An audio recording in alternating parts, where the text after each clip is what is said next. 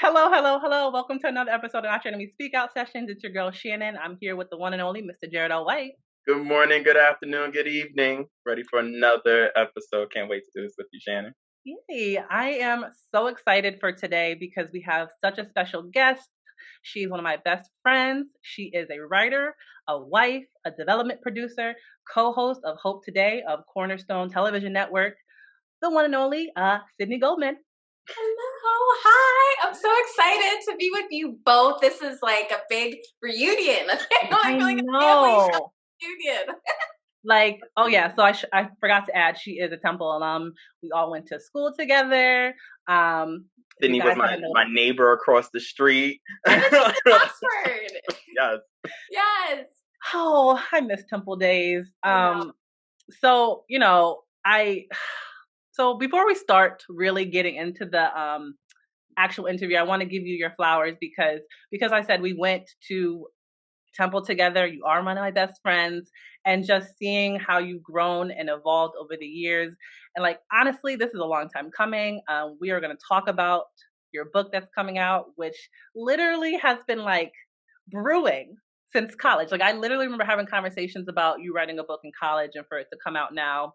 I think that the timing is right, and you're married. Shout out to Jake. Shout out to Jake. So yes, I love and adore my best friend. This is going to be a really selfish episode of all the love for Sydney, but thank you for coming today.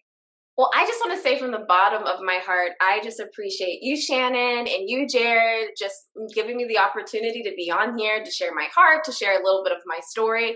And honestly, you two are phenomenal. I mean, I know you have your viewers out there, but you two are seriously, I would say like a power couple, but not like, you know what I mean? Like, truly, we are. Seriously, like, so it's just great to see like you both like just, on your, your journeys and just how you've evolved and you've grown. Like, I'm just from, I know Jared, it's been years since we've like connected and talked, but I just want to say I'm so proud of you and just to see the wonderful man that you are. And just, yeah, Shannon, I love you with all my heart. So I'm like, my spirit is beating and I'm like, Thank you, Sydney. I appreciate that. We appreciate you. So the first question that we ask anybody that comes on here is basically, how has the current social climate impacted you? Cool. So I know there's like so many different climates, it feels like all at once, right? We have the pandemic that's going on that we're still in. Hello, COVID-19. It's like 2021. And also all of the unrest that's been happening in the nation. So I guess I'm like in an interesting situation just by the nature of the work that I do. So where I work at Cornerstone Television Network, it's a Christian TV station that's based in Pittsburgh. And so even during the pandemic of, when everybody was just trying to figure out like who's essential, who's not, like we were deemed like an essential workers because in the media. So I've just been in a interesting place of, the past, I guess it's been a year, my goodness, like March marks, it's been a year that I've had to sort of, how do I say this, like rise above myself because what I do at Cornerstone and Hope Today is really what the show's called, is bringing hope to people that are, dealing with fear, dealing with anxiety, dealing with all these issues. So a lot of times it's like, I really have to just build my spirit up to just really encourage other people. But I think even working, in a Christian environment, I work in ministry, which is a very different world. And just having to deal with some of those things head on, even with the election, all these different things, and being a woman of color and there's been a lot of times where I've had to speak up and share my mind and not be ashamed to say what I have to say. And it might piss some people off, but just being really real and authentic about my faith and like who I am. So it has been an interesting time. It's been a great time. I feel like just like you guys, like, things have been birthed out of the pandemic. Sorry if you hear my cat right now, but it's just been a thank you, Cooper. I don't know if you heard him. He's meowing. A part of the but it's all good. But I just think, during this season and time, it's just, we've all had a lot of time to self-reflect and self-think about what is our purpose? Why are we here? What are we doing? And I think if we didn't have the pandemic, I just don't know where, I'm just saying like where I'd be as a person, just as myself. So yeah, I hope I answered the question, but I've just had a lot of time to just like sit, think, and just figure out how can I be a better human? How can I be a better person, and not be so selfish or to do things to empower and inspire others with love. Sydney, I must say, I miss this energy. Like, Right? I remember this energy, and it's like you have not changed one bit, and I Oh, am so thankful that you haven't because I remember this energy that you are giving off, and I'm like, oh, this reminds me of Temple. This reminds me of college. This reminds me of with. So, just thank you for blessing our Mondays today. like, man, was I drunk? Because I feel like a lot of times I don't know if I was drunk. Oh, we were always drunk. We're always drunk. I know. Jesus brought me a mighty long way. I'm just, but it makes me thank you for that, Jay. But I just appreciate. What are you talking about? Yeah, very, very, very, very true. The one thing that you just said that struck a nerve with me just now is that you said rising above yourself, and I think that's something that's really pivotal, something that we all had to do, something that me and Shannon had to do, but something that you've done recently with your book, and I would love to hear more about Ishmael before Isaac. Like, please tell us more about that because you really rose above yourself to put that story out there, and I think it's such a bold and impactful story. So please tell us more. Well, thank you. Yeah. So, like Shannon mentioned before, so this is something I have been talking about. What has it been, like 10 years since we graduated from college? My goodness. So even before that, so I've always wanted to share my story, always wanted to write, always had a passion for writing. And I want to give a quick shout out, honestly, to Temple University. Solomon Jones, his creative writing class was the first time that I remember for assignments, I'd be writing and I just got lost in it. You know, have you ever done anything where you're like, I could do this for hours and not make a dime, and I'm so happy. And that's what writing did for me. And I remember kind of pushing that moment to the side in college and putting in the back pocket, like, no, I need to make money. I want to be a journalist. And so it really was, where do I even start with this journey? So I guess I will say this. Shannon, I remember we were having a phone conversation and I had been talking about, and she literally lit the fire underneath my butt and like spoke like the voice God. She's like, you need to write the book now. And so I literally, have my planner. So that's like one of my things, like this year I was like, I'm going to have my planner, plan out my life, because 2020, my planner, all of our plans were like a wash, but I was really diligent. I said, I'm going to make time. I'm going to carve out time for myself to do this because I didn't want to waste another year. I'm turning 33 next month. And I'm like, I don't want to waste another year talking about writing a book. And it's like, not done. I said, now it's time to publish the book. Now it's actually time to do it. So I really just, I have been writing about it for like years, like collecting stories and different things that happened in college, happened when I was younger. And honestly, it's funny because like with Ishmael before Isaac, I was really about to I thought I was going to release the book when I was in a relationship with a guy. I thought I was going to marry. I thought this was it. I was going to move down to Dallas, Texas. I thought this is it. I'm going to change my whole life.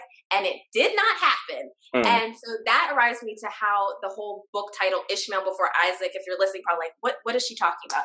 So I'll take you to this story. It happened back in 2014. And I was at this like church service, this like healing meeting where people, see miracles take place. I was with my really good friend. Her name is Rebecca. And we met these older women after this event. And we started talking to them, having conversation. And I opened up about this relationship because with this guy, we did premarital counseling. Like for real, I thought I was going to marry this guy. I thought I was going to be Mrs., his last name. I'm not going to say it. And, and what was so interesting is like, I'm telling these women about, he's this, I'm a Christian, like he's this godly man and blah, blah, blah. I'm going on and on and on. And one of the women turned to me, she said, Ishmael comes before Isaac. And I'm like, what? Like it was something that struck my heart and it just never left me. And so as that relationship came to an end, thank God. God just really put on my heart to just write about this story about the Ishmaels in my life. So a quick background I have to give this background because it's based out of the Bible. So it's all based on a promise. So God gave me a promise about having a husband. I held on to that. A little known fact about me that I made a vow of purity to wait and save myself for sex until I was married. That did come to pass with my husband. And what God was just like, he always put this promise inside of me that I just really believed I'm just going to meet the man that God has for me. And, along the way, I met a lot of duds. You guys know, you saw my dating escapades in college, But what it really is based out of, so I'll give the quick story. So in the Bible, there's a man called Abraham, he had a wife named Sarah, and God gave him a promise of they were going to have a son named Isaac. But they grew impatient. They were old, like very old, like way past childbearing age. And they decided, Sarah decided, you know what? I can't wait any longer. So they had a servant or slave, and her name was Hagar. And she said, you know what, Abraham, I want you to sleep with Hagar so you have a baby.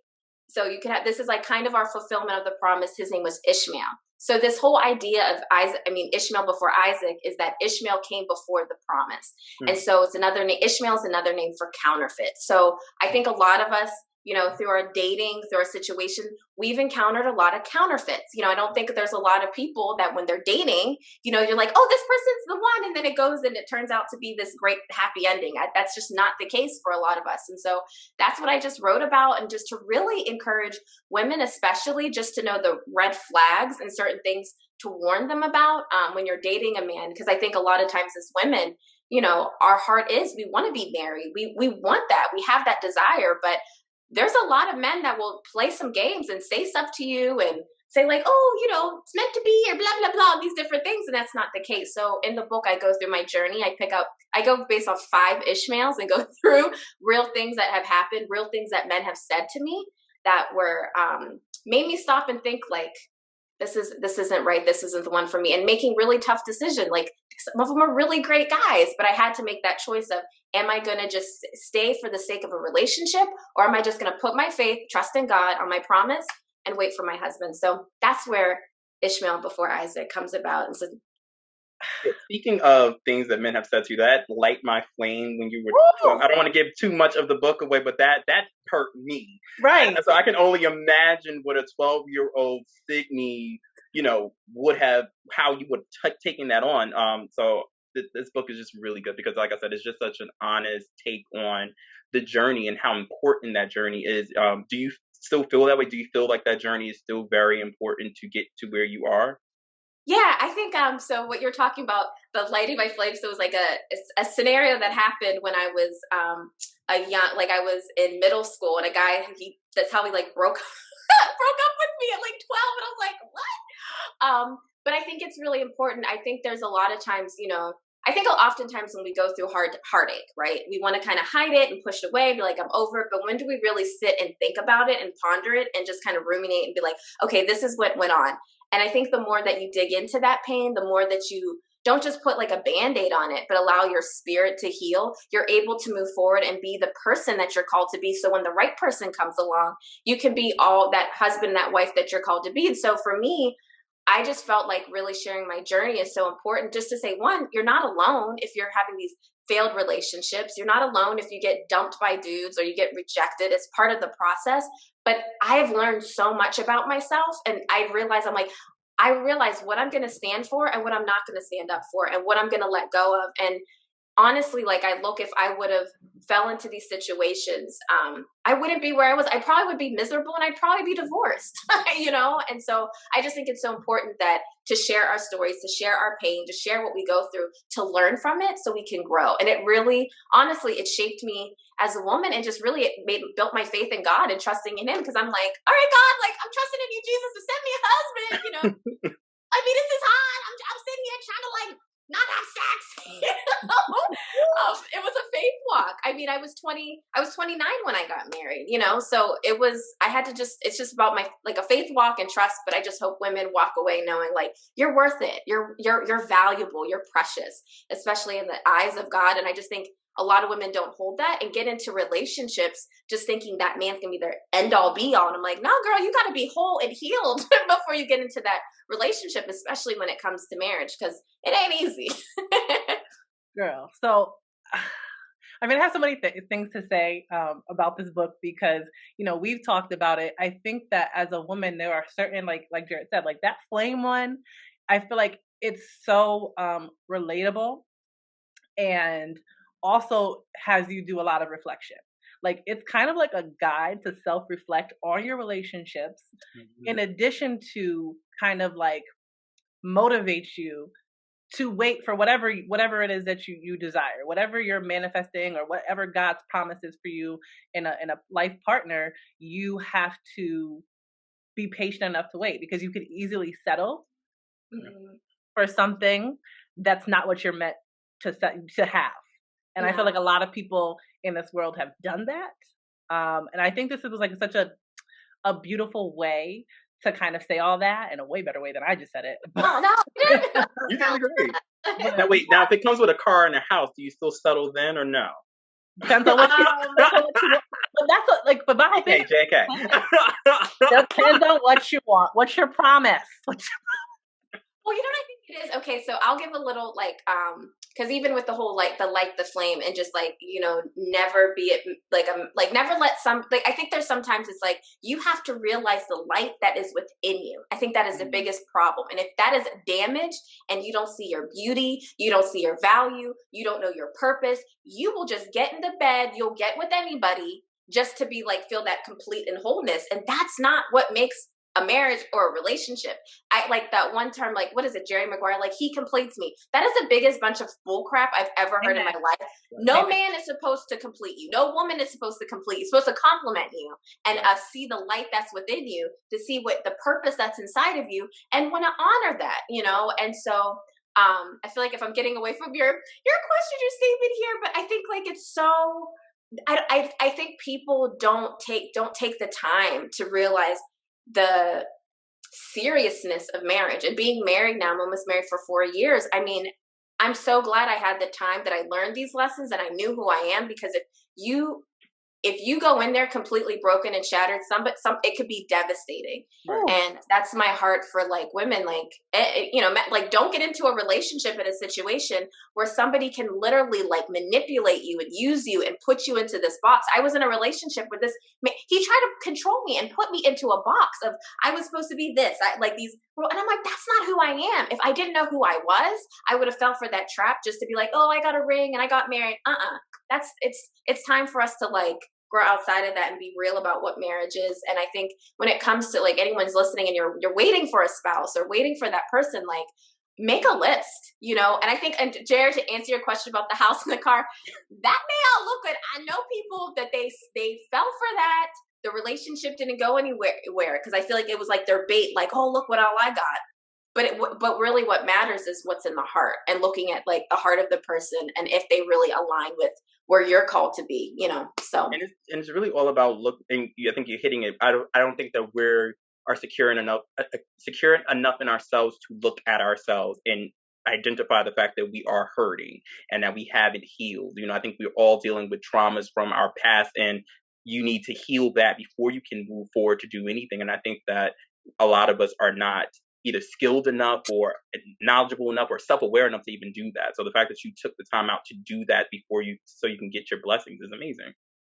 And I think, you know, one thing I would just encourage, one step that even further I wish I went to counseling. And I don't think I had a mentor said, she's like, you know, you should really consider going to counsel. I was like, oh, okay. But looking back, I probably should have, just in terms of just seeing with marriage. Because I feel like with our parents' generation, people just got married, right? Like, it was just what you did. And nobody really had these in-depth conversations about the relationships. It was like, oh, girl, you're just in it and move on and let it go. But it's like, you really need to process and heal from some of that. Like, just like you were talking about the trauma, there's some serious trauma that's, like, you know, when something falls apart, if you're with somebody for so many years, like I was in a relationship, we were talking about marriage on a consistent basis. We went to premarital counseling, and ladies, I don't care who you are. If somebody takes you to premarital counseling and does not propose to you, run. That is so bad. Like, no, I've been there. It was like the most destructive thing that I went through. When he sent you the thing about was that the one that sent you? Sorry, am I giving too much of the book away?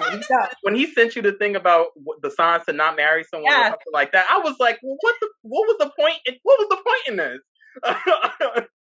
You just it's kind of like, but like, can I just say, as your friend, I think you did a very beautiful job in keeping this your story and not like slandering anybody, because I'm sitting here as your best friend, like, I got so much to say about all these people, but especially that one, but it's like, no, let's just elevate and talk about you. So you did such a beautiful job, but it really still is like an honest take on that. And I think you did a beautiful job just sharing the stories without, Oh, thank you.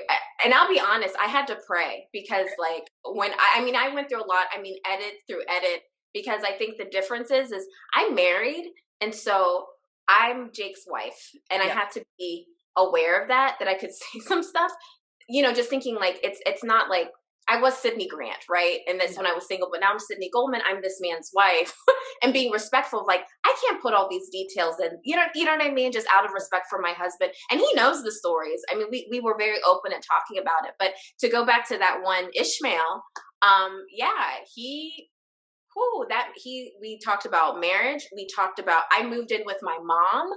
Okay. I moved in with my mom while he moved back home and was saving up money and looking for jobs and believing my whole life, right? I was about to like be down in Texas, have my whole life around this. We were going to have kids, be married. He even took me to the church. He's like, oh, I can see us serving together here. All this stuff, right?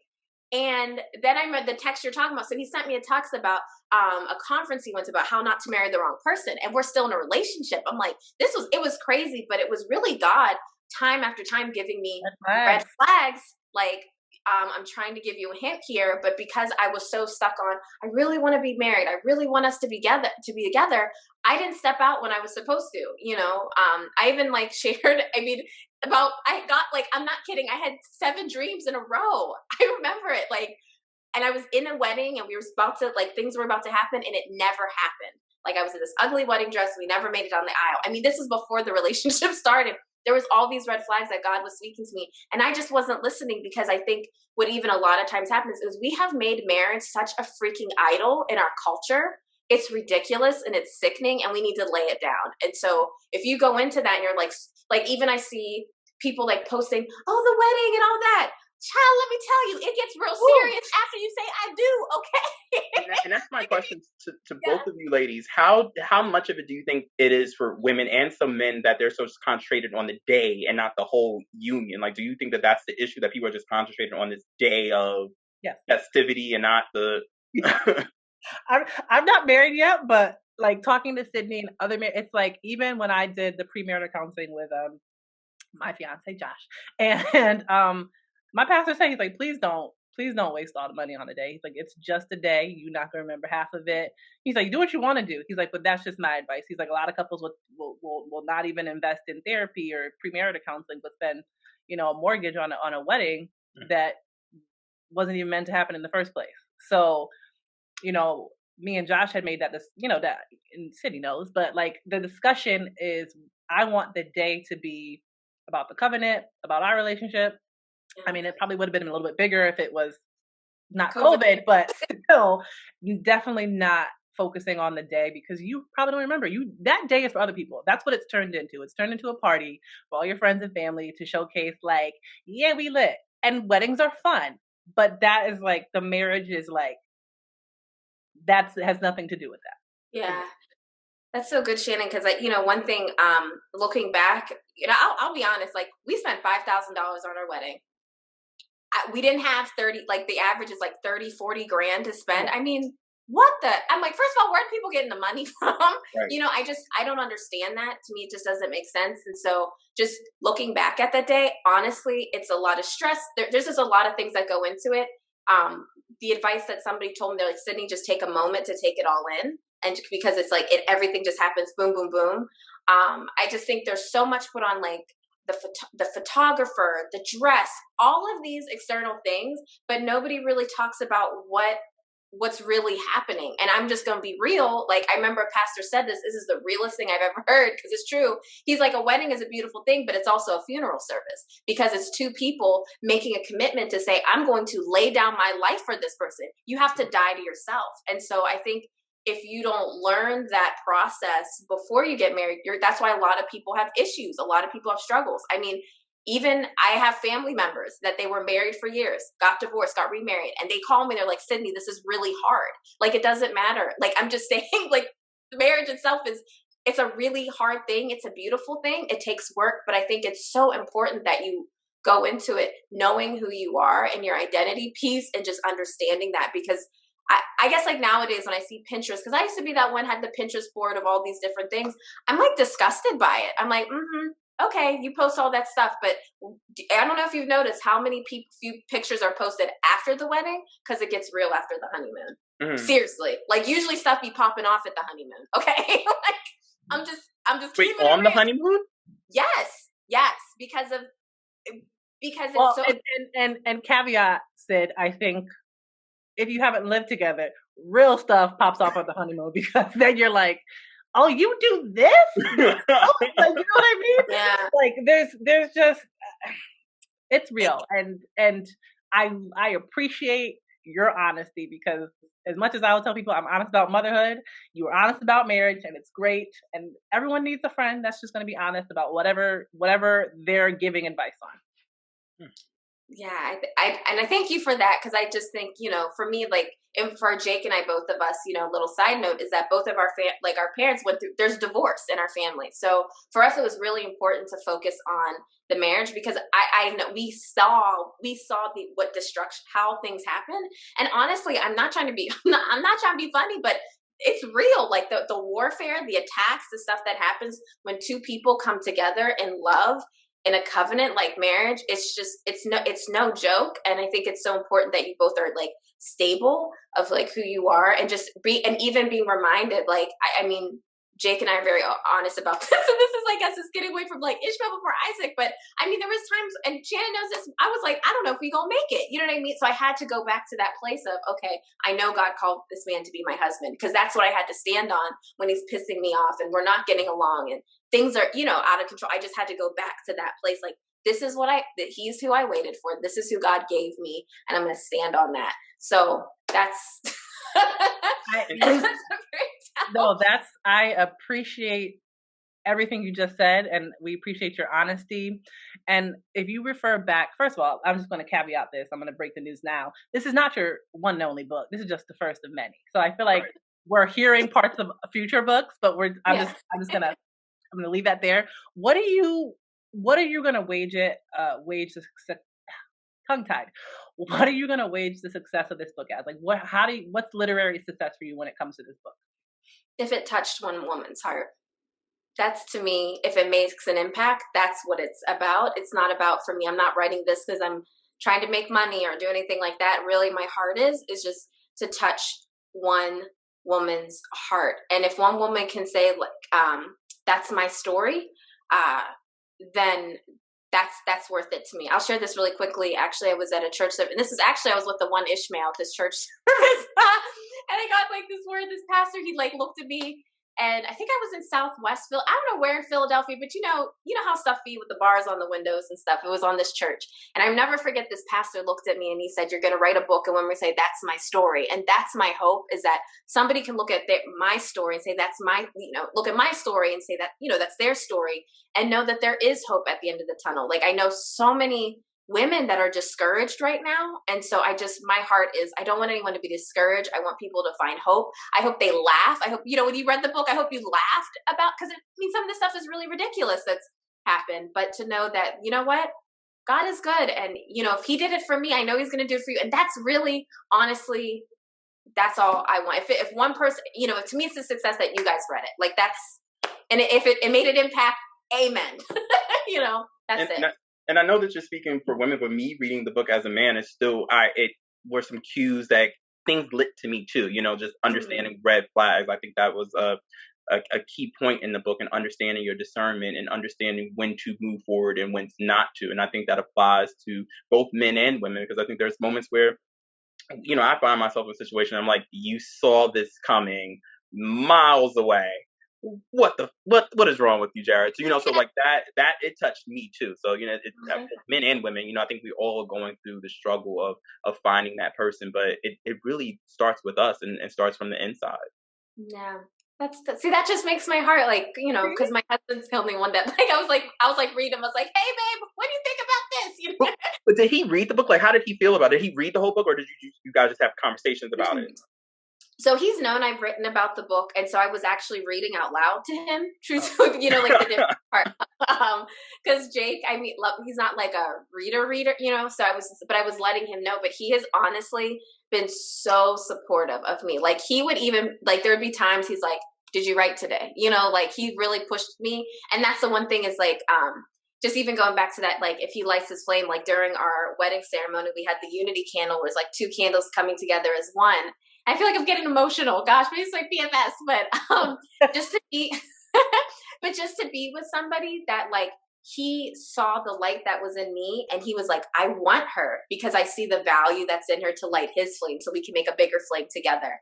And so I'm just really, really thankful that Jake really makes space for me, really makes room for me to flourish and to grow, and like respects who I am and like the callings on the gifts of my life. And that is just so beautiful. Like, my heart is like, I feel like every woman should have a husband like that is just really supportive, really loving and caring. So yeah, like, but there were some parts, there was some, I was like, I had to be mindful. I was like, oh, I can't put this in here. You know what I mean? Like, yeah, just shout out to Jake for being a supportive husband, because everyone needs a supportive spouse.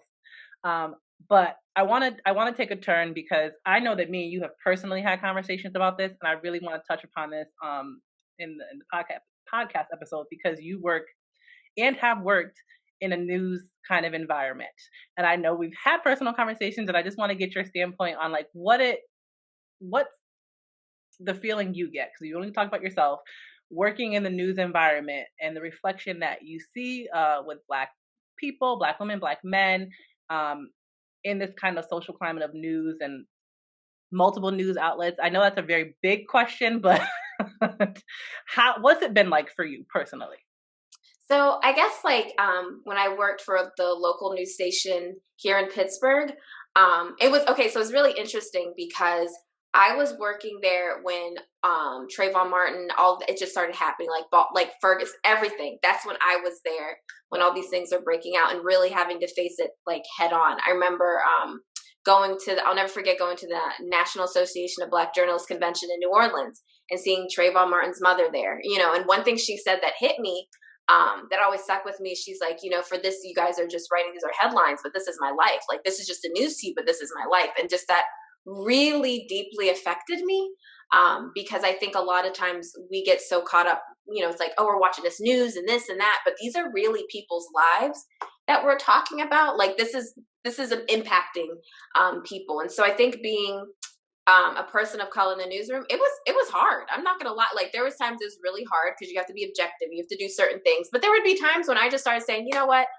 this isn't right, or like I just felt like I had to speak out about certain things. But I would honestly say, and I'm being transparent, like I mean, my current employer, I'll be telling them how it is.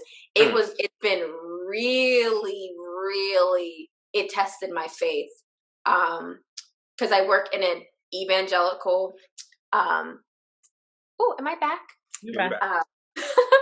I work in like an evangelical, Christian environment, and I didn't know what any of that stuff is. And so having to tackle those issues head on, having to talk about that was really, it was tough, and there was times when George, for me, the biggest turning point was when George Floyd happened. And I remember there was this, I don't even know what the show was about. And we saw the video, and I remember in my heart, I was like, I cannot go on there acting like I'm okay and encouraging anybody else. And I told the producer, I was like, look, I'm not going to be fake today. I need to talk about this. I have to. I said, as a person of color, I have to say something. And I'm just really grateful they gave me the freedom. Like, we talked about it, and I cried. I was like, this is, and so I think just being able to have those conversations, I'm just blessed to be in that environment where they do receive me. So in a sense, and sometimes I open my mouth and I make people uncomfortable, and I don't care.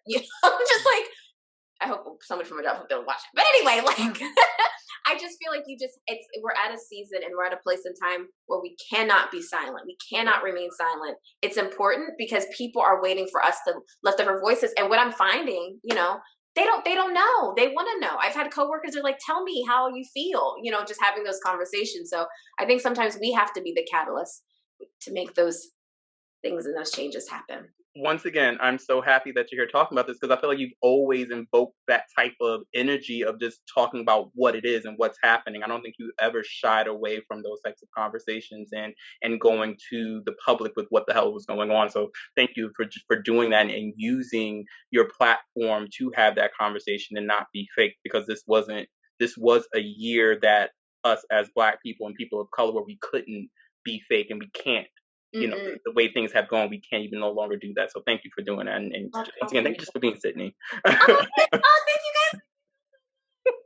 guys. No, you are absolutely amazing. I can't even, Jared said it all. So I'm proud of where your voice has gone and it's going to go. I'm proud that you've used your voice in so many different platforms at this point, and you've definitely elevated and grown and been more secure in speaking up and speaking out, which is really what Not Your Enemy is all about, just saying. And, I couldn't be more proud, especially because again, best friend here. Like, I know the personal conversations of when you were working in the news outlet, and it was draining, and it's a draining atmosphere. When the news is like all the time, it's, Black Lives Matter and this person died, or, it was a lot. And so I can appreciate now you're in a space where you are free and allowed, because I will say allowed or welcome to share your vantage point on that. Okay, so didn't think this kind of flew by, but can you tell everybody where they can find you, and again, what the name of your book is and how they can get that? Sure, yeah. So I'm Sydney Goldman, SYDNI, Goldman, GOLDMAN.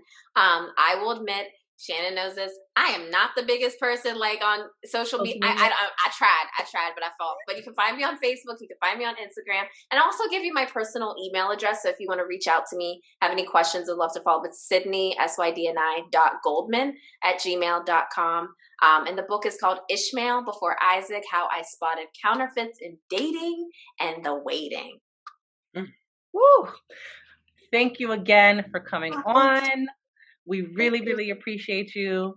Jared, do you have any last words? No, this is beautiful. I can't wait to have you back again. We definitely need you up here again. I think this is definitely we need a relationship episode, and Sydney needs to be up here. I would love to have you back. Oh, I love you, Jared, so much. It's so great to see you. Love you more. Virtual hug. I love you, Shannon. Thank you guys so much. Honestly, from the bottom of my heart, this means the world. Just to give me an opportunity to share from my heart. And I really appreciate the two of you and the impact that you've made on my life. And, my spirit is like beaming. I've been waiting for this all day. I was like, let me put my outfit on. I was like, get it together. Make sure I had my bonnet on early. I can't go. Your hair looks beautiful. You look great. You look great. All right, guys, this is another episode of Not Your Enemy Speak Out Sessions. It's your girl Shannon with the amazing Jared, and you can catch us on our new Instagram page, Not Your Enemy Brand, and our YouTube page, Not Your Enemy Brand. Until next time, see you guys. Later.